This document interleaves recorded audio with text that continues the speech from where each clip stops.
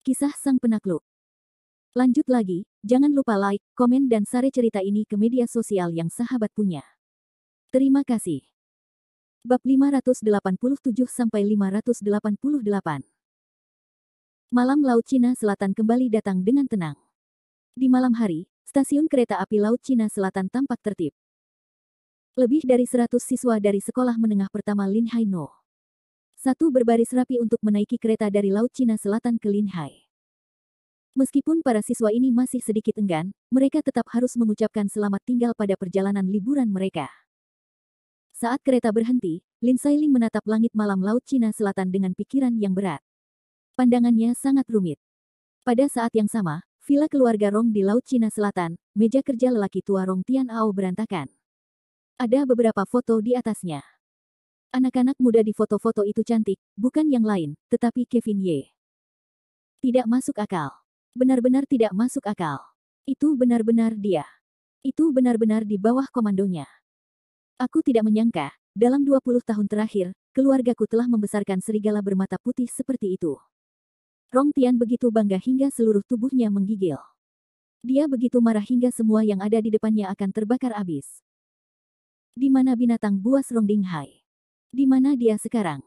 Rong Tian Ao menoleh dan bertanya pada bayangan hitam di belakangnya. Bayangan hitam itu menggelengkan kepalanya dan berkata, aku tidak tahu. Setelah keluar dari kedai kopi, tuan muda tertua menghilang. Sepertinya dia telah menguap di dunia. Dia mungkin telah meninggalkan Laut Cina Selatan dan pergi untuk melarikan diri. Lari. Bisakah dia lari? Bahkan jika binatang ini bersembunyi di ujung bumi, aku dapat menangkapnya kembali. Aku kesal. Aku kesal. Setelah suara itu, Rong Tianao melanjutkan, bagaimana dengan sampah terkutuk itu? Bagaimana penyelidikanmu? Kevin Ye, laki-laki, berusia 18 tahun, adalah siswa SMP Linhai No. 1. Menurut materi, dia bodoh, tetapi sepertinya tidak seperti itu. Dekat laut. Apakah itu terkait dengan 3 keluarga di Linhai? Rong Tianao terus bertanya. Sepertinya tidak masalah. Itu seharusnya tidak berakar. Tidak apa-apa. Itu bagus. Itu bagus. Bukankah dia ingin membantu binatang buas itu menjadi pemilik rumah, tetapi lelaki tua itu ingin melihat seberapa cakapnya dia sebagai bajingan. Jika kamu berani membunuh cucuku, aku akan membuatnya menyesal datang ke dunia ini. Tangannya yang terkepal mati, melalui jendela, melihat keluar jendela ke malam hari, semuanya di luar sudah siap. Kamu dapat yakin bahwa semuanya sudah siap, dan kamu akan diundang ke Guci. Itu bagus. Orang tua itu akan membiarkan sampah kecil itu datang dan pergi malam ini. Rong Tianao menggigit giginya. Kebenciannya telah membakar dahi Rong Tianao, yang membuat otaknya hampir meledak. Pada saat ini, jika Kevin Ye berdiri di depannya, aku khawatir Rong Tianao dapat melahapnya hidup-hidup. Namun, ketika tuan dan pelayan itu berbicara, tawa dingin meledak di ruang kerja. Silakan masuk ke dalam Guci. Hehe, kurasa kau tidak perlu menunggu lebih lama lagi. Kursi ini sudah tiba. Tetapi dalam sekejap, Rong Tianao dan pintu otak bayangan hitam semuanya tampak terbuka. Melihat ke belakang, kita dapat melihat bahwa ruang kerja pertama kali menyalakan api kemasan, dan kemudian sosok seorang pemuda keluar dari api. Pemuda yang datang ke sini adalah Kevin Ye, dan langkah kakinya yang ringan sangat tenang. Rong Tianao melihat Kevin Ye. Ketika dia melihat Kevin Ye, dia sangat iri. Dia menggertakkan giginya dan menepuk meja dan berkata, bajingan kecil, kau benar-benar memiliki keberanian untuk datang. Orang tua itu akan membiarkanmu mati tanpa tempat pemakaman hari ini, haha, apakah kamu membiarkan orang-orang begitu terengah-engah?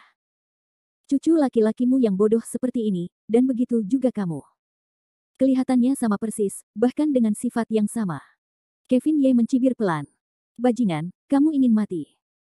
Rong Tianao membenci dari dalam hati, jahat sampai ke ujung empedu, duduk di ruang kerja, bergumam, ayo, ayo.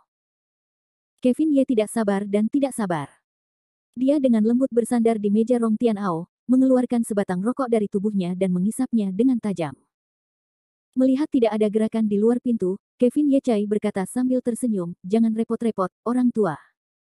Sekelompok orang yang kamu atur di luar telah menjadi hantu di bawah pisau. Sekarang hanya ada 2 tuan dan pelayan yang tersisa di villa keluarga Rong. Mendengarkan kata-kata Kevin Ye, hati Rong Tianao berdengung, seolah-olah dia telah dipukul oleh palu yang berat. Untuk sementara waktu, dia tidak sabar menunggu Tuhan datang. Dia menatap Kevin Ye dan berkata, tidak mungkin. Bagaimana mungkin? Mereka semua adalah elit keluarga Rong kita. Kevin Ye mengepulkan asap ke arah Rong Tianao dan berkata sambil tersenyum, apa yang tidak mungkin? Orang tua, apakah kamu pikir kamu telah memasukkan Eyeliner di dekat Yung Dinghai? Tidak ada yang tahu. Bagaimanapun, kamu akan mati. Aku tidak takut untuk mengatakan yang sebenarnya. Aku mengatakan itu di kedai kopi hari ini dengan sengaja. Tujuannya adalah untuk memberitahu kamu dan membuat pengaturan. Keluargamu berakar dalam di Laut Cina Selatan. Jika kamu tidak dikerahkan sebelumnya, bagaimana aku bisa menangkap semua orangmu? Sambil tersenyum, Kevin Ye melanjutkan, kamu memang pemilik keluarga Rong, tetapi kamu tidak dapat mewakili seluruh keluarga Rong. Bahkan jika kamu mati, Rong Dinghai tetap tidak dapat meyakinkan publik. Aku tidak punya banyak waktu di Laut Cina Selatan, jadi aku hanya bisa menggunakan metode ini untuk menarik semua orang di bawah tanganmu, dan kemudian membunuh mereka semua. Dengan cara ini, Rong Dinghai duduk di posisi pemilik rumah. Bukankah begitu? Mendengarkan perkataan Kevin Ye, Rong Tianao merasa bahwa ia telah hidup menjadi seekor anjing dalam hidupnya. Menatap Kevin Ye, wajah tua Rong Tianao tiba-tiba tampak seperti berusia 10 tahun. Menunjuk ke kepala Kevin Ye, ia ragu-ragu dan ragu-ragu, tetapi ia tidak mengatakan sepatah kata pun, kau. Pada saat ini, bayangan hitam di belakang Rong Tianao berdiri dan menghalangi di depan Rong Tianao. Meskipun ia tidak dapat melihat wajah bayangan hitam itu, Kevin Ye yakin bahwa bayangan itu telah menelan hatinya. Dasar pemuda yang jahat, aku tidak menyangka bahwa kita semua ditipu olehmu. Tetapi apakah kau pikir kau bisa menang? Jika kau ingin memindahkan keluargamu, kau harus melewati jalan itu terlebih dahulu. Bayangan itu melintas dan menghilang ke udara. Kevin Ye bersenandung dingin, alam seperti naga, tidak heran kau memiliki kepercayaan diri untuk berbicara seperti ini. Di dunia sekuler, seekor naga dapat menghidupi keluarga, yang memang benar. Namun, di hadapan Kevin Ye saat ini, alam bayangan naga itu seperti anak berusia 3 tahun. Menurut Kevin Ye, metode tubuh aneh yang diandalkan bayangan itu untuk bertahan hidup adalah pemborosan yang sama sekali tidak berdaya. Ketika bayangan hitam itu muncul lagi dan siap menyerang Kevin Ye bahkan tidak melihatnya. Dia hanya membombardir tubuh itu dengan tinjunya. Dengan suara keras, kabut darah itu menyebar di udara. Ada lubang darah di dada bayangan hitam itu, yang sangat aneh sehingga Rong Tianao, yang sedang duduk di depan meja, ketakutan setengah mati. Tuan, lari. Sebelum dia meninggal, bayangan hitam itu berteriak pada Rong Tianao, seolah-olah untuk melakukan kesetiaannya yang terakhir. Sayangnya, sudah terlambat untuk lari lagi. Kemana Rong Tianao, seorang sosok tanpa kekuatan mengikat, bisa lari? Melihat bayangan hitam di tanah, Rong Tianao telah menerima nasibnya. Dia menatap Kevin Ye dengan tenang, tetapi Rong Tianao masih tidak mau berkata, kenapa? Aku membiarkan keluargaku dan kamu tidak memiliki dendam dari jauh, dan baru-baru ini tidak ada kebencian. Mengapa kamu ingin melawan keluarga Rongku, mengapa? Kevin Ye meringkuk mulutnya dan berkata, tidak mengapa, kamu dan aku di Laut Cina Selatan tidak menyinggung sungai.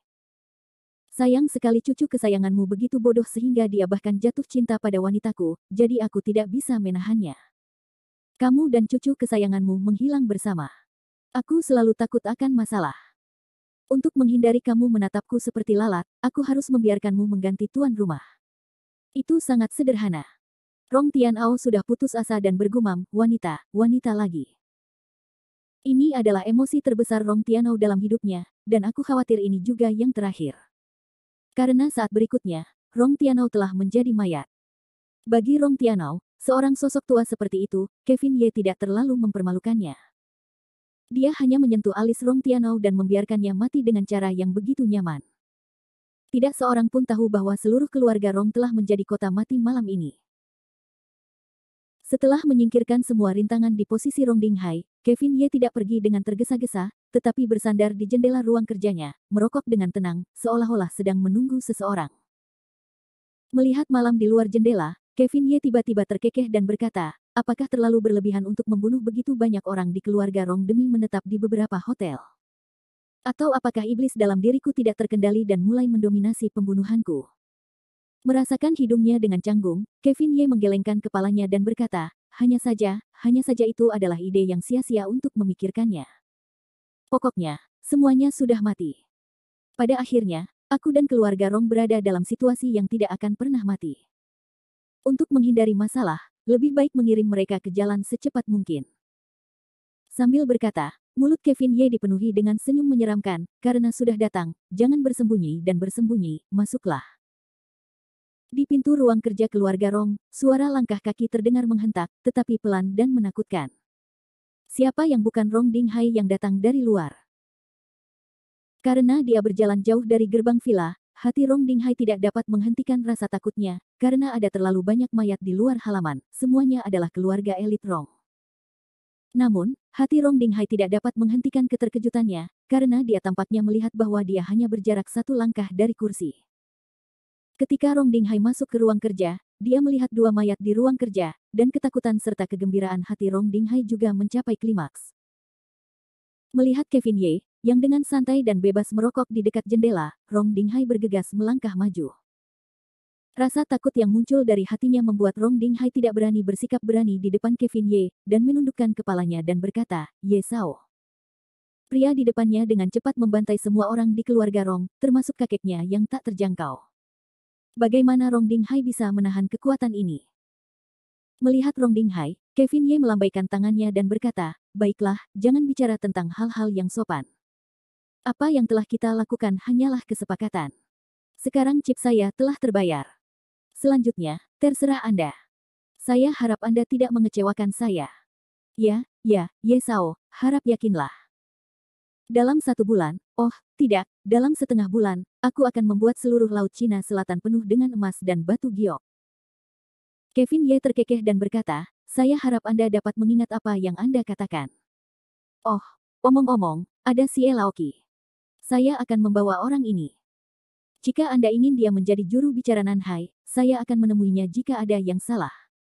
Bagus, ini tidak apa-apa, tidak masalah.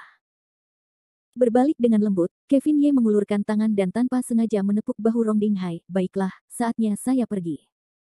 Anda dapat mengurus kekacauan ini sendiri, biarkan pemilik rumah. Berbicara, Kevin Ye diam-diam menghilang di depan Laut Rongding. Seluruh Laut Rongding longgar dan runtuh, seolah-olah tergeletak di tanah. Hanya sepasang mata itu yang langsung tertuju pada jendela yang gelap, berbisik, dia masih manusia. Bab 588. Angin malam terasa dingin, tidak jauh dari kota Anyang. Di puncak gunung, Kevin Ye berdiri dengan kedua tangan di depannya, menatap kota yang terang benderang. Di bawah permukaan yang tenang, selalu ada ombak yang menakutkan. Sepertinya malam ini ditakdirkan menjadi malam yang berdarah. Aku sangat menantikannya. Kevin Ye kini telah memasuki kondisi puncak di Yuan. Meskipun cahaya keemasan tidak dapat dikatakan untuk sesaat, jaraknya masih ribuan mil. Oleh karena itu, setelah meninggalkan Rongjia, Kevin Ye langsung datang ke Anyang, ratusan kilometer jauhnya dari Laut Cina Selatan.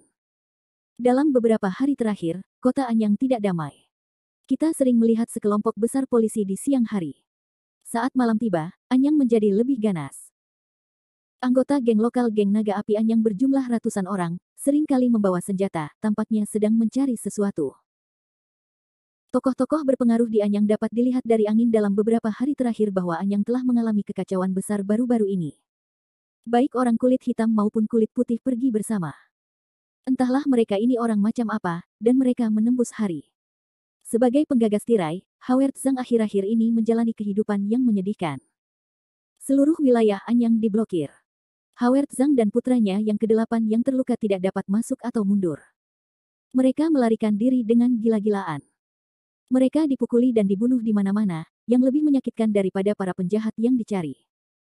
Anyang, lampu-lampu terang di bawah malam tidak dapat menutupi kegelapan kota ini.